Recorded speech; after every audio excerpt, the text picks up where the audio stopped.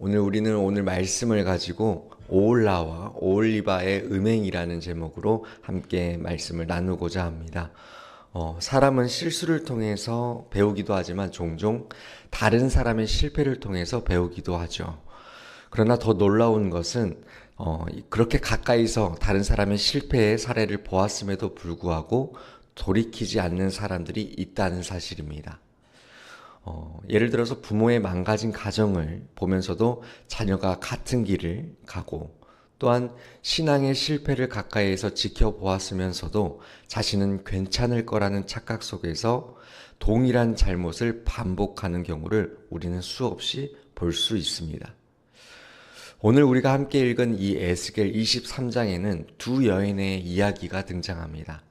이 두 여인은 실제 인물이 아니라 북이스라엘과 남유다를 상징하는 비유입니다. 하나님은 이 두 여인, 오홀라와 오홀리바라는 이 두 여인의 비유를 들어서 각각 북이스라엘과 남유다의 타락한 모습을 고발하고 계십니다. 오홀라는 사마리아, 즉 북이스라엘을 의미하고요. 그리고 오홀리바는 예루살렘, 다시 말해서 남유다를 상징하고 있습니다. 이들은 모두 하나님의 백성으로서 언약 가운데 살았던 민족이었습니다. 하지만 이들은 하나님보다 이방 민족들과 그리고 그들이 섬겼던 신을 더 의지하고 사랑하면서 음행의 길로 들어섰습니다. 오홀라인 이 북이스라엘은 아수르와 간음했고, 오홀리바인 이 남유다는 북이스라엘 오홀라가 이제 걸었던 그 전철을 그대로 밟았을 뿐만 아니라 그보다 더 심한 타락으로 나아갔습니다.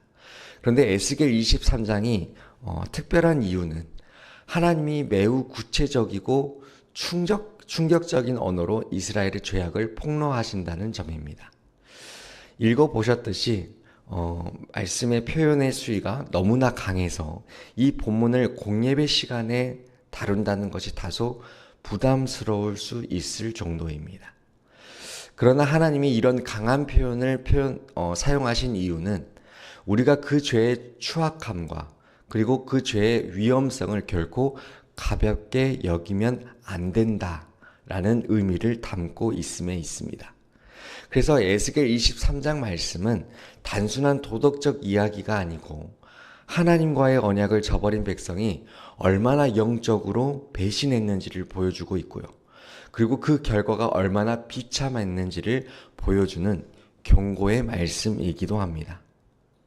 오늘 말씀에서 북이스라엘인 오홀라의 이 타락과 멸망을 목격한 남유다인 오홀리바는 그 모습을 보고도 돌이키지 않았고 오히려 더 깊은 음행에 빠졌습니다.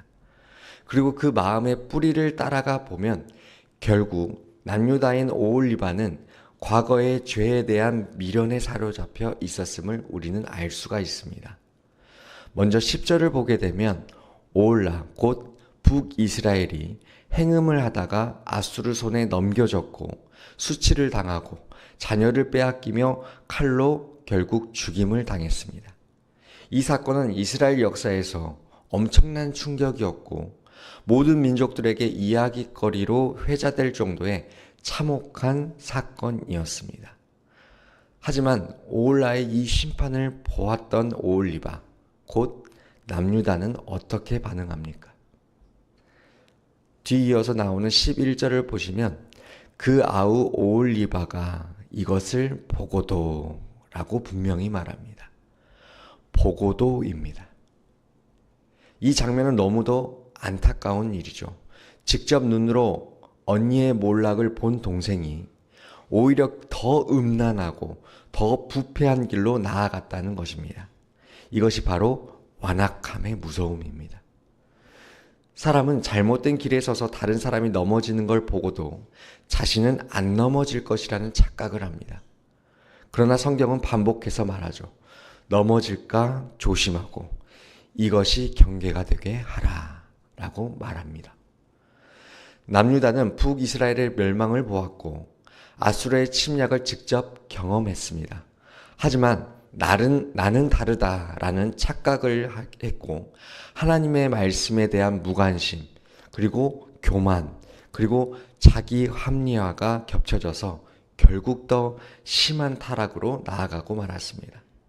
우리는 여기서 심판을 보고도 돌이키지 않는 완악함이 얼마나 위험한지를 배울 수 있습니다. 성도 여러분, 하나님께서는 다른 사람의 인생이나 사건을 통해서 우리에게 말씀하실 때가 있습니다. 그런데 그것이 책망이든 실패든 아니면 누군가의 회개 없는 멸망이든 우리는 그것을 단순한 남의 일로 넘기지 말고 나를 향한 하나님의 경고의 말씀으로 들어야 합니다. 이처럼 남유다인 오홀리바도 북이스라엘인 오홀라의 비극적인 최후를 보았습니다. 분명히 그녀는 경고를 받았고 경각심을 가질 수 있는 기회를 가졌습니다. 하지만 그녀는 돌이키지 않았습니다. 오히려 그녀는 그보다 더 깊은 음행에 빠지고 말았다는 것입니다. 그렇다면 무엇이 남유다인 이 오홀리바를 그렇게까지 완악하게 만들었을까요? 무엇이 그녀로 하여금 하나님의 심판을 무시하고 더 깊은 죄로 달려가게 만들었을까요? 오늘 말씀은 그 실마리를 그녀의 과거에서 찾게 합니다. 19절에서 이렇게 시작하고 있습니다. 그가 그의 음행을 더하여 젊었을 때 곧 애굽 땅에서 행음하던 때를 생각하고. 남유다인 이 오홀리바는 젊었을 때 애굽 땅에서 행음하던 시절을 잊질 못했습니다. 과거의 죄악에 대한 미련이 그녀의 마음속 깊은 곳에 남아 있었고 그것이 그녀를 지금의 음란한 삶으로 다시 끌어들였던 것입니다. 하나님을 알지 못하고 우상과 음행 속에 있던 시절로 돌아가게 한 것이죠. 그래서 20절에서 애굽 사람들의 하체는 나귀 같고 정수는 말 같다고 묘사하고 있습니다. 이것은 매우 노골적인 표현이면서 하나님께서 이스라엘의 음란한 죄를 얼마나 혐오하셨는지를 보여주고 있습니다. 다시 말해 이 표현은 단지 성적인 타락을 지적하는 것이 아니라 우상 숭배의 본질이 얼마나 추하고 짐승 같은 행위인가를 강조하고 있는 것입니다. 남유다인 오홀리바는 하나님께로부터 구속받은 하나님의 백성이었음에도 불구하고 이전에 즐기던 죄의 기억에 사로잡혀서 다시 그곳으로 되돌아가려고 했던 것입니다. 여기서 우리는 중요한 교훈을 배울 수 있습니다. 과거의 죄에 대한 미련은 현재의 거룩을 무너뜨린다는 것입니다. 회개는 죄에 대한 단절이어야지 죄에 대한 추억이 되어서는 안 된다는 것입니다. 과거의 잘못을 회상하면서도 마음 한켠에는 그때는 그래도 좋았지라는 생각이 있다면 그것은 사탄이 오늘 우리 안에 틈타는 통로가 될 수 있습니다. 예수님은 누가복음 9장 62절에서 이렇게 말씀하셨습니다. 손에 쟁기를 잡고 뒤를 돌아보는 자는 하나님의 나라에 합당하지 아니하리라 라고 말씀하셨습니다. 하나님은 과거의 죄를 덮으시고 우리를 새롭게 하셨습니다. 그런데 우리가 과거의 죄를 다시 꺼내어서 추억거리로 삼는다면 그것은 그리스도의 보혈을 욕되게 하는 일일 것입니다. 사랑하는 성도 여러분, 오늘 우리는 과거의 죄에 미련을 두지 말고 지금 이 순간 하나님 앞에서 거룩을 선택하는 결단이 필요합니다. 악한 기억은 그저 있는 것이 아니라 말씀으로 밀어내야 합니다. 기도로 끊어내야 하고요. 회개의 눈물로 덮어야 할 줄로 믿습니다. 사탄은 우리의 과거를 가지고 현재를 흔들려고 합니다. 하지만 하나님은 우리의 현재를 통해서 영원한 미래를 준비하고 계신다는 것을 믿는 저와 여러분이 되길 원합니다. 사랑하는 성도 여러분, 우리는 너무 많은 것을 당연하게 여기며 살아갑니다. 하지만 하나님의 관심, 하나님의 책망, 하나님의 교훈은 결코 당연한 것이 아닙니다. 오히려 그것은 하나님께서 우리를 포기하지 않으시고 여전히 붙들고 계신다는 증거가 되고 있습니다. 오홀라의 심판을 보고도 깨닫지 못했던 오홀리바처럼 되지 않기를 원합니다.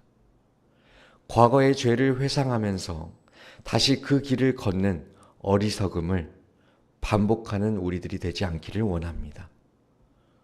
우리는 그 소중함을 알아야 합니다.